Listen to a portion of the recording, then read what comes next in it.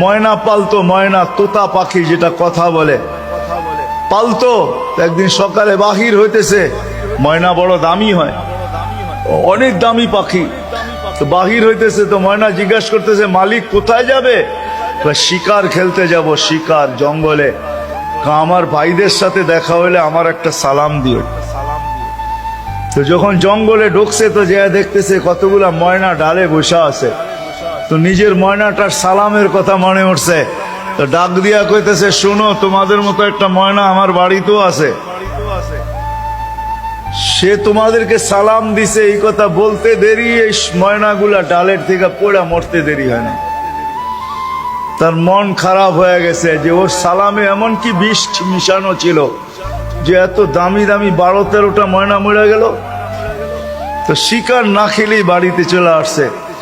তো ময়না জিজ্ঞাসা করছে মালিক এত তাড়াতাড়ি ফিরলে, হাতে তো কোনো শিকার দেখি না। তুই কথাই বলিস না। বলে কেন? তোর সালামে এমন কি বিষ ছিল যে তোর সাথীদেরকে সালাম দিতে দেরি, একটু মরতে দেরি হয় নাই।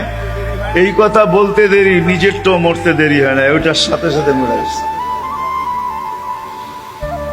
তো খাঁচার দরজা খুইলা সামনে নিয়ে বৈশা অনেকক্ষণ কাঁদছে, না লড়েও না চড়েও না, চক্ষুও খোলে না। আর কতক্ষণ কানবে?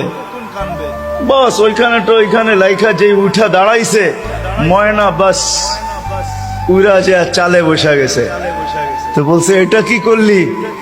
আমার বন্ধুরা আমাকে খবর দিছে, দেখ আমাদের মতো যদি বাগানে বাগানে ঘুরতে চাস তো মরার আগে একবার মরার ভান করে দেখ, তুইও আমাদের সাথে উঠতে পারবি, জঙ্গলে জঙ্গলে ঘুরতে পারবি।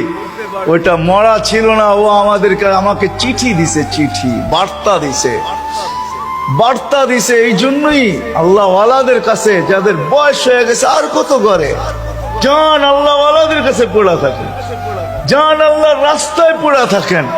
মা বোনদেরকে বলবো জান মুসল্লায় পড়া থাকেন।